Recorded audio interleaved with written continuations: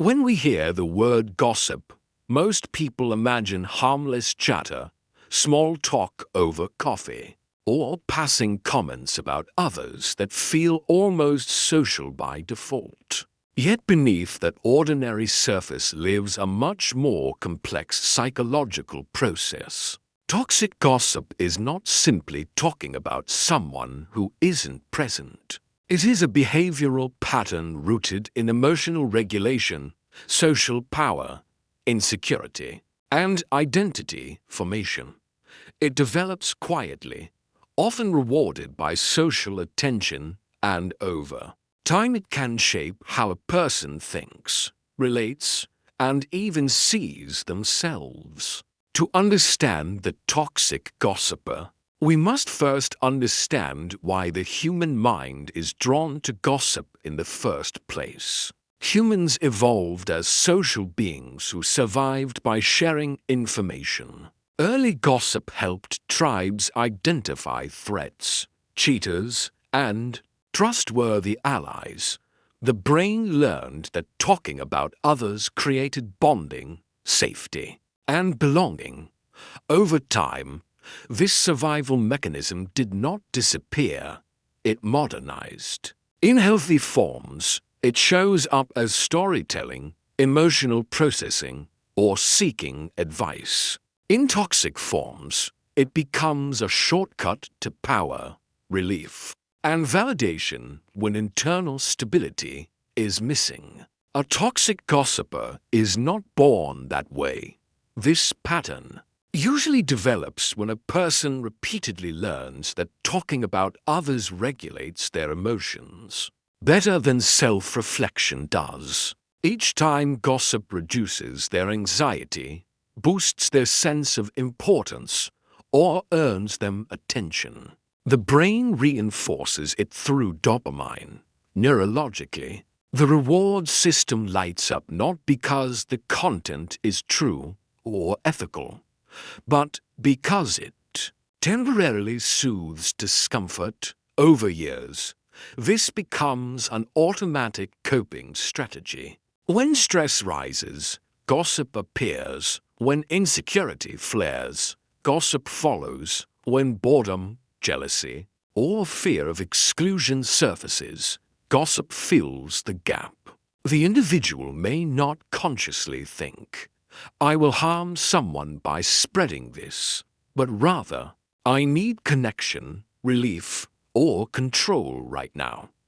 This is why toxic gossipers often appear normal, charming, or even caring on the surface. Their behavior is driven less by malice and more by unexamined psychological needs. One of the clearest behavioral patterns of a toxic gossiper is how they speak. When someone is not present, their tone often shifts. There is a subtle excitement, a sense of animation, as though energy has entered the conversation. This excitement reveals something important. The act of gossip itself is emotionally stimulating for them. It breaks monotony and gives them a sense of relevance. When a person frequently lowers their voice, leans in, or uses phrases like "I shouldn't say this," but it signals an internal conflict. Part of them knows the behavior violates social or moral boundaries, yet another part craves the thrill of disclosure.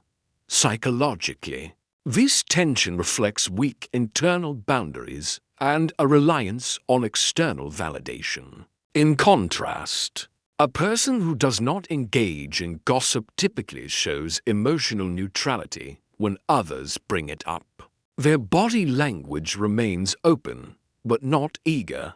This usually indicates stronger self-regulation and a sense that their worth does not depend on shared secrets or social leverage.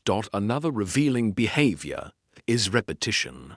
Toxic gossipers often tell the same story multiple times to different audiences. This repetition is not accidental. Each retelling allows them to relive the emotional reward, It also subtly reshapes the story, often exaggerating details to maintain interest. This reveals a fragile self-concept. When someone needs repeated validation, it often means their internal sense of identity is unstable. They do not fully trust their own importance, so they borrow it by positioning themselves as the holder of information. When a person avoids repeating gossip, even if they hear something shocking, it usually suggests internal security. They do not need to extract value from information by spreading it. They can hold it without feeling diminished. Toxic gossipers also show distinctive reactions when confronted. If someone challenges the accuracy or ethics of what they're saying, they may become defensive, sarcastic, or dismissive. This reaction is psychologically significant. It indicates that the gossip is tied to their ego. Questioning the story feels like questioning their worth or intelligence. In some cases, they quickly redirect blame by saying things like, "I'm just telling the truth," or "everyone already knows." These defenses protect the self from shame. Shame is central. Here, many toxic gossipers carry unresolved shame from earlier experiences of rejection, comparison, or emotional neglect.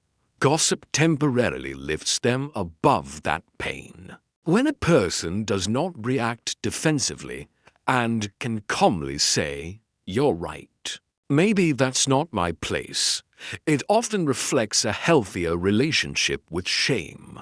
They can tolerate discomfort without attacking or justifying themselves. Body language offers additional insight. Toxic gossipers often scan their listener's face for reactions. They watch closely for raised eyebrows, laughter, or shock. This monitoring behavior shows that the gossip is performative. The goal is not merely sharing information, it is eliciting a response. This need for reaction is common in people who feel unseen in other areas of life. When listeners respond enthusiastically, it confirms their significance. When listeners remain neutral, the gossiper may escalate, adding more details or accusations. In contrast, someone who does not gossip rarely seeks emotional reactions from others through negative stories. Their attention is directed inward or toward constructive topics, suggesting emotional self-sufficiency. Emotionally, toxic gossipers experience a complex mix of feelings. There is often a brief sense of superiority, relief, or belonging, followed by subtle anxiety, even if they deny it. Many carry an underlying fear. If I talk about others like this, they might talk about me too. This creates hypervigilance. They may constantly monitor social dynamics, alliances, and reputations. Psychologically, this reflects an external locus of control. Their sense of safety depends on managing how others are perceived. People who do not engage in gossip typically display lower social anxiety. They trust that their relationships are not built on tearing others down, which allows for more relaxed and authentic connections. Decision-making patterns also differ. Toxic gossipers often make impulsive choices about what to share.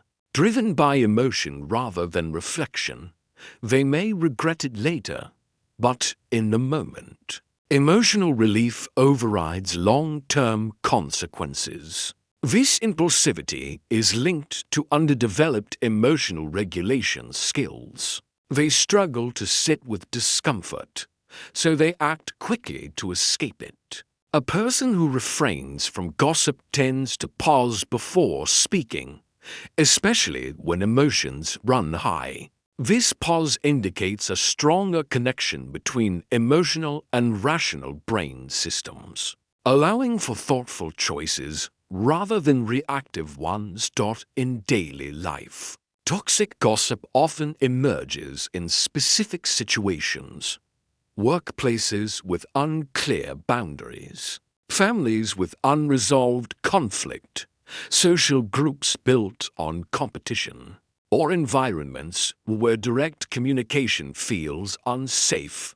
For example, an employee who feels undervalued may gossip about a colleague's mistakes to regain a sense of competence.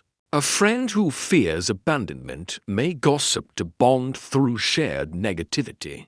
A family member who never learned healthy emotional expression may gossip to release frustration indirectly. These behaviors are subconscious attempts to meet unmet needs. When someone consistently avoids gossip in these same environments, it often means they have alternative coping mechanisms. They may journal, seek direct conversations, or emotionally disengage without attacking others. Over time, the psychological side effects of toxic gossip become profound. Relationships erode first. Trust weakens because people sense, even unconsciously, that someone who gossips cannot be emotionally safe. This leads to superficial connections rather than deep bonds.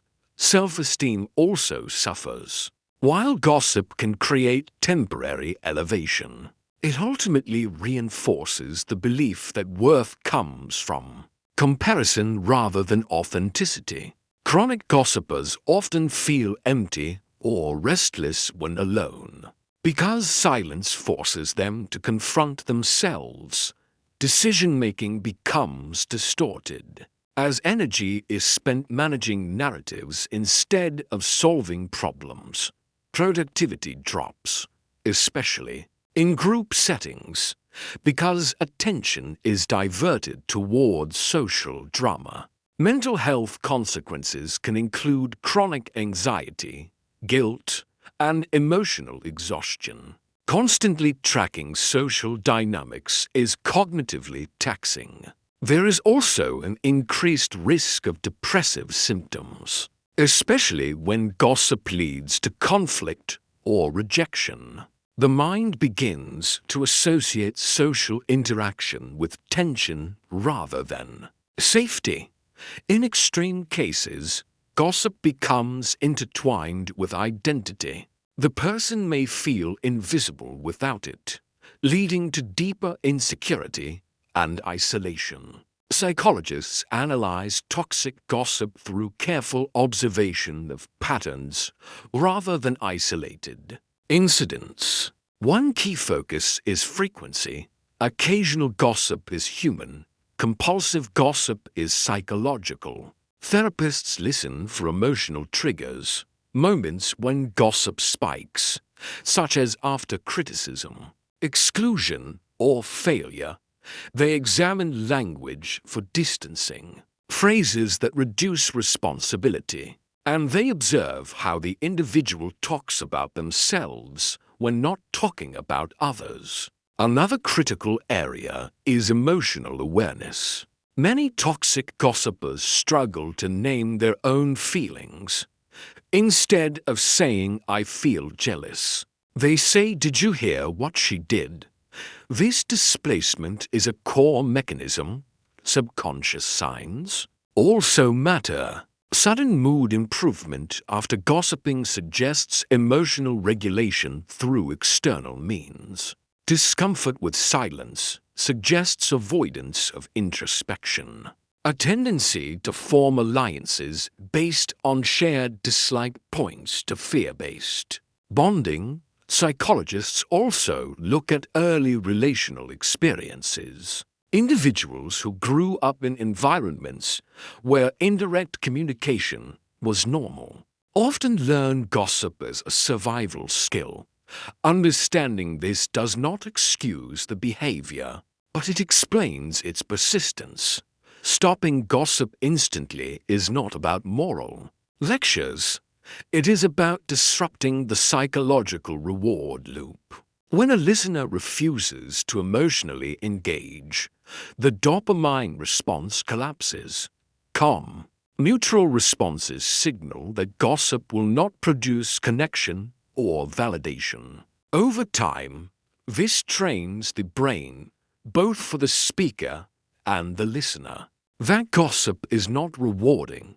Internally, for the gossiper, change begins with emotional literacy. Learning to identify the feeling beneath the urge to gossip breaks the habit. For listeners, boundaries are key. Silence, topic shifts, or statements grounded in empathy rather than judgment create immediate behavioral consequences. Without confrontation, ultimately, understanding the mind of a toxic gossiper is not about labeling villains. It is about recognizing a human mind seeking relief, connection, and significance in maladaptive ways. When we see gossip as a signal rather than a sin, we gain the power to respond intelligently rather than react emotionally. And when gossip loses its audience, its power dissolves. The mind then has no choice but to find healthier ways to connect, regulate, and belong.